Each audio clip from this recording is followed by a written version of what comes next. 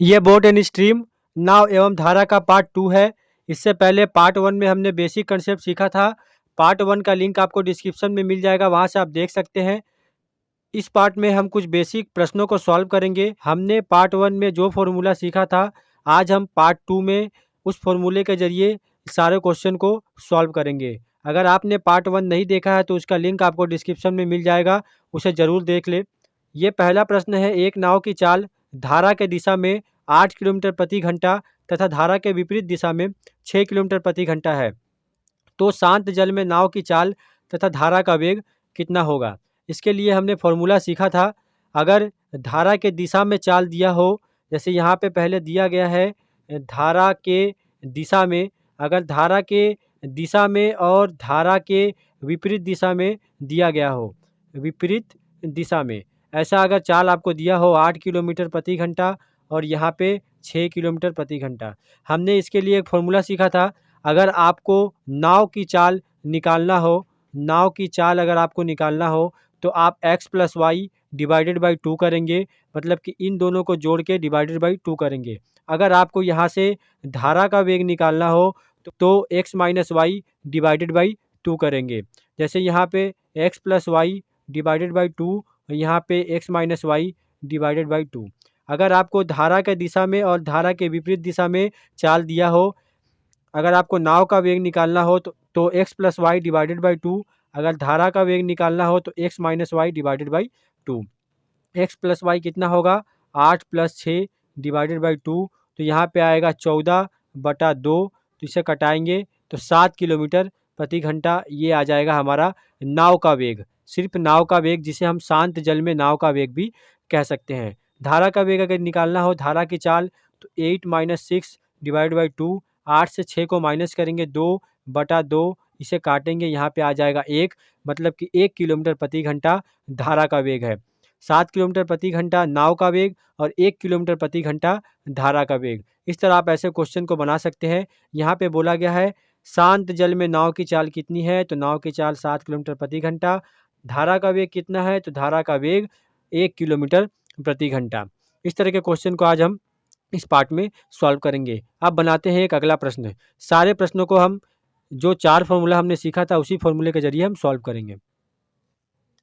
इस क्वेश्चन में दिया गया है कि 1.6 किलोमीटर प्रति घंटे की गति से बहती हुई धारा में धारा के दिशा में नाव की गति 18.4 किलोमीटर प्रति घंटा है, तो धारा के विपरीत नाव की गति क्या होगी। यहाँ पे दिया गया है कि 1.6 किलोमीटर प्रति घंटे की गति से बहती हुई धारा, यहाँ पे धारा का वेग दिया गया है।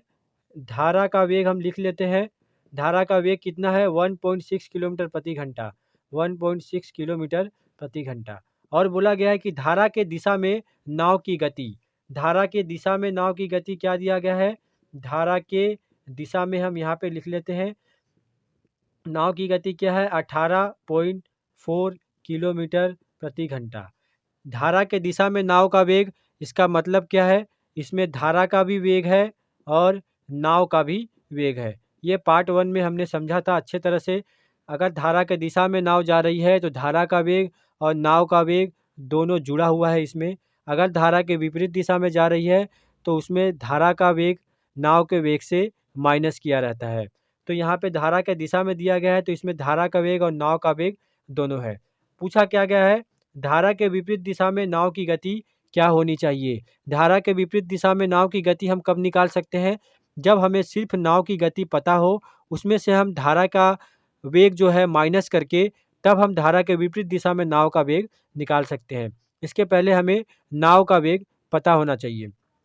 शांत जल में नाव का वेग कितना है, ये हम कैसे निकालेंगे। शांत जल में नाव का वेग, शांत जल में नाव का वेग क्या होगा, शांत जल में नाव का वेग हम कैसे निकालेंगे। धारा के दिशा में अगर इतना में जाता है और धारा का वेग इतना है तो हम इसमें से धारा का वेग को माइनस कर देंगे तो सिर्फ नाव का वेग निकल जाएगा। तो 18.4 माइनस 1.6, तो यहाँ पे आएगा हमारा 16.8 किलोमीटर प्रति घंटा। ये जो है 16.8 किलोमीटर प्रति घंटा, ये सिर्फ नाव का वेग हमने निकाल लिया। नाव का वेग हमें पता है और धारा का वेग भी हमें पता है। अब हमें बताना है धारा के विपरीत दिशा में नाव की गति क्या होगी।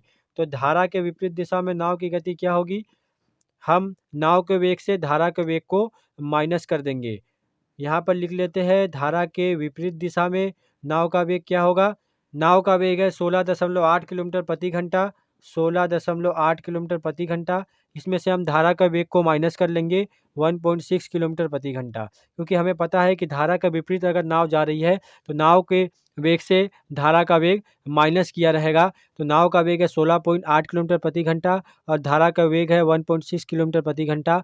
इसे हम माइनस करेंगे तो यहाँ पे आएगा 15.2 किलोमीटर प्रति घंटा। ये हो जाएगा हमारा धारा के विपरीत दिशा में नाव का वेग।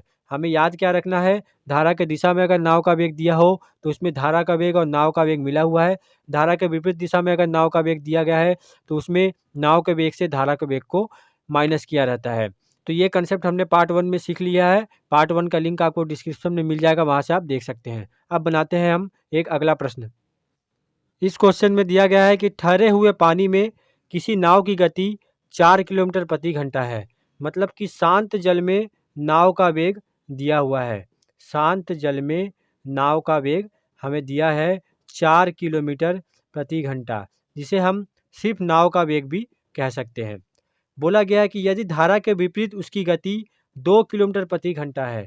धारा के विपरीत जाता है, धारा के विपरीत जाता है वो 2 किलोमीटर प्रति घंटा से। हमें पता है कि अगर नाव धारा के विपरीत जा रहा है तो नाव के चाल से धारा के चाल को माइनस किया जाता है। शांत जल में नाव का चाल है 4 किलोमीटर और धारा का विपरीत है 2 किलोमीटर। तो धारा का वेग माइनस किया गया है, तो धारा का वेग कितना होगा, जिसे माइनस करने के बाद 2 किलोमीटर प्रति घंटा यहाँ पे आया है धारा के विपरीत। तो अगर हम इसमें से इसको माइनस कर दें, मतलब कि 2 किलोमीटर प्रति घंटा हमारा धारा का वेग होगा, जिसे माइनस करने के बाद वो नाव धारा के विपरीत 2 किलोमीटर प्रति घंटा से चल रहा है, क्योंकि यहाँ पे नाव का वेग 4 किलोमीटर प्रति घंटा दिया गया है। फिर से समझते हैं, यदि शांत जल में नाव मतलब नाव का वेग 4 किलोमीटर प्रति घंटा है और धारा के विपरीत, ये धारा के विपरीत जिसमें नाव के वेग से धारा के वेग को माइनस किया जाता है, यहाँ पे दिया गया है 2 किलोमीटर प्रति घंटा। नाव का वेग है 4 किलोमीटर प्रति घंटा, धारा का वेग हमें नहीं पता, हम यहाँ पे माइनस में लिख लेते हैं। और धारा के विपरीत जाता है कितने घंटे में, 2 किलोमीटर प्रति घंटे, 2 इसके बराबर हम कर लेते हैं। तो ये यहाँ के आके माइनस हो जाएगा, तो 4 - 2 = 2 किलोमीटर प्रति घंटा। ये हो जाएगा सिर्फ धारा का वेग, जो हमसे पूछा गया था धारा की गति कितनी है। तो इस तरह के क्वेश्चन पूछे जाते हैं। अब बनाते हैं एक अगला प्रश्न। इस क्वेश्चन में दिया गया है कि एक व्यक्ति शांत जल में 5 किलोमीटर प्रति घंटे की चाल से तैरता है तथा धारा के विपरीत उसकी गति 4 किलोमीटर प्रति घंटा है, तो उसे धारा की दिशा में 100 मीटर की दूरी तय करने में कितना समय लगेगा।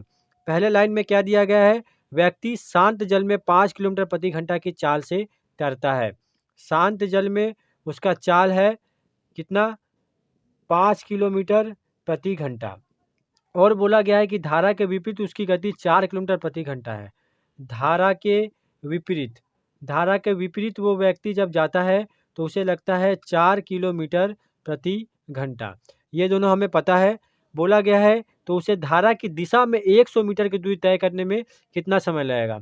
धारा के दिशा में उसका चाल निकालने के लिए सबसे पहले हमें इसमें जो शांत जल में व्यक्ति का वेग है, इसमें हमें धारा के वेग को ऐड करना पड़ेगा, तब वो धारा के दिशा में उसका चाल हम निकाल पाएंगे। पर यहाँ पे सबसे पहले हमें धारा का चाल पता होना चाहिए। तो धारा का चाल कैसे निकलेगा, शांत जल में अगर वो 5 किलोमीटर प्रति घंटा की चाल से जाता है और धारा के विपरीत 4 किलोमीटर प्रति घंटा का चाल से जाता है।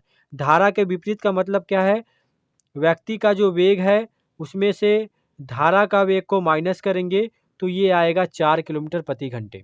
व्यक्ति का वेग कितना है, 5 किलोमीटर प्रति घंटे माइनस धारा का वेग = 4 किलोमीटर प्रति घंटे।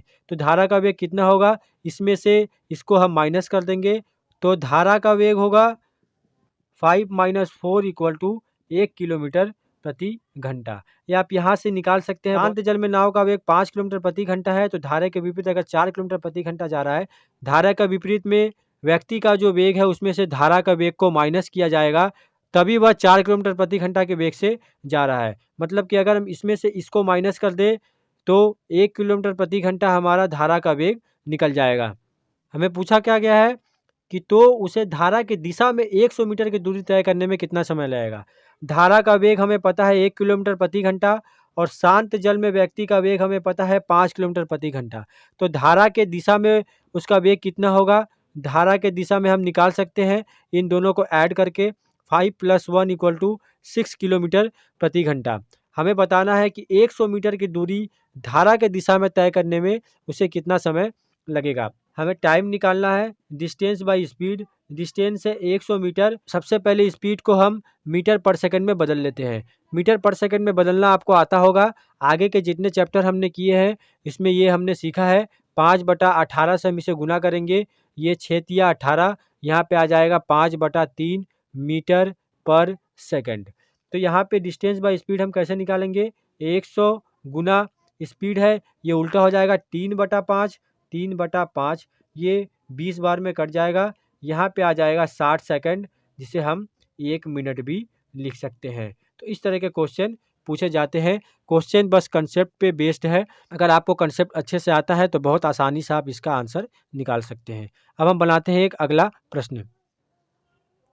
इस क्वेश्चन में दिया गया है कि एक व्यक्ति किसी नदी की धारा के दिशा में 1 किलोमीटर की दूरी 15 मिनट में तय करता है और उतनी ही दूरी धारा के विपरीत दिशा में 25 मिनट में तय करता है। तो बताओ कि नदी की धारा की गति कितनी है। पहले के क्वेश्चन में स्पीड दिया होता था, पर यहाँ पे 1 किलोमीटर की दूरी 15 मिनट में तय करता है, ऐसा दिया गया है। तो यहाँ से हम स्पीड आसानी से निकाल सकते हैं। पहले बोला गया कि नदी की धारा के दिशा में 1 किलोमीटर की दूरी 15 मिनट में तय करता है। तो धारा के दिशा में उसका चाल हम निकालेंगे। धारा के दिशा में चाल, स्पीड का फॉर्मूला क्या होता है? Distance by time. डिस्टेंस है 1 किलोमीटर, हम इसे 1000 मीटर पकड़ लेते हैं, डिवाइडेड बाई टाइम कितना है 15 मिनट का, हम 15 × 60 कर लेते हैं इसे। ये मीटर पर सेकंड में आ जाएगा यहाँ से डायरेक्ट, या फिर आप इसे किलोमीटर प्रति घंटे में भी निकाल सकते हैं। हम यहाँ पे मीटर पर सेकंड में निकाल रहे हैं, उसके बाद किलोमीटर पर सेकंड में भी निकालेंगे। यहाँ पे इसे कटाएंगे, ये कट जाएगा, ये 5×3 = 15, 5×2 = 10, 0 20, यहाँ से 2×3 = 6, 2×2 = 20। तो यहाँ पे आएगा कितना? 10/3 × 9 मीटर पर सेकंड। ये आ जाएगा धारा के दिशा में उस व्यक्ति की चाल। धारा के विपरीत दिशा में हम निकालेंगे। धारा के विपरीत दिशा में अगर हम निकालेंगे तो स्पीड का फॉर्मूला क्या होता है? Distance by time. डिस्टेंस है यहाँ पे 1 किलोमीटर ही, क्योंकि बोला गया है कि और उतनी ही दूरी धारा के विपरीत दिशा में तय करता है। तो यहाँ पे 1000 मीटर हम लिख लेते हैं, बटा में 25, 25 × 60, हम इसे सेकंड में बदल लेते हैं। इसे हम कटाएंगे, ये कट जाएगा, 25 × 4 = 100, 2×2 = 4, 2×3 = 6, तो यहाँ पे आएगा 2/3 मीटर पर सेकंड। यहाँ पे हमने धारा के दिशा में उस व्यक्ति के चाल निकाल ली, यहाँ पे धारा के विपरीत दिशा में उस व्यक्ति का चाल निकाल लिया। बोला गया है कि तो बताओ कि नदी की धारा की गति कितनी है। से पहले क्वेश्चन में सीखा कि अगर हमें धारा के दिशा में और धारा के विपरीत दिशा में स्पीड दिया हो तो हम धारा का स्पीड कैसे निकालेंगे? x - y / 2। और नाव का वेग कैसे निकालेंगे? x + y / 2। पर यहाँ पे हमें धारा का वेग निकालना है तो हम इस फॉर्मूले का इस्तेमाल करेंगे। हम यहाँ पे इस फॉर्मूले का इस्तेमाल करेंगे क्योंकि हमें धारा की गति निकालनी है। हम इससे इसको माइनस करेंगे और उसको 2 से डिवाइड करेंगे, मतलब कि 10/9 - 2/3। अगर हम माइनस करेंगे एलसीएम लेके तो यहाँ पे आएगा हमारा 4/9 मीटर पर सेकंड। इसे हमें 2 से डिवाइड करना है, मतलब ये फॉर्मूला है हमारा। तो 4/9 × 1/2 लिख लेते हैं, ये 2 बार में कट जाएगा। तो यहाँ पे आएगा कितना? 2/9 मीटर पर सेकंड। ये हो गया मीटर पर सेकंड में हमारा आंसर। अगर ऑप्शन में आपको किलोमीटर प्रति घंटा में दिया हो तो आप इसे इतना करने का ज़रूरत नहीं है, आप डायरेक्ट यहाँ से किलोमीटर प्रति घंटा में निकालते हुए आएंगे। या फिर अगर आपने मीटर पर सेकंड में निकाल लिया है तो आप इसे 2/9 को 18/5 से गुना कर देंगे। ये 9 2 बार में इसे काट देगा तो यहाँ पे आएगा 4/5 किलोमीटर प्रति घंटा। ये हो जाएगा किलोमीटर प्रति घंटा में, ये हो जाएगा मीटर पर सेकंड में। तो इस तरह के क्वेश्चन पूछे जाते हैं। आज हमने जितने सारे प्रश्न किए ये बेसिक प्रश्न हैं। अगले वीडियो में हम थोड़े हाई लेवल के प्रश्नों को सॉल्व करेंगे।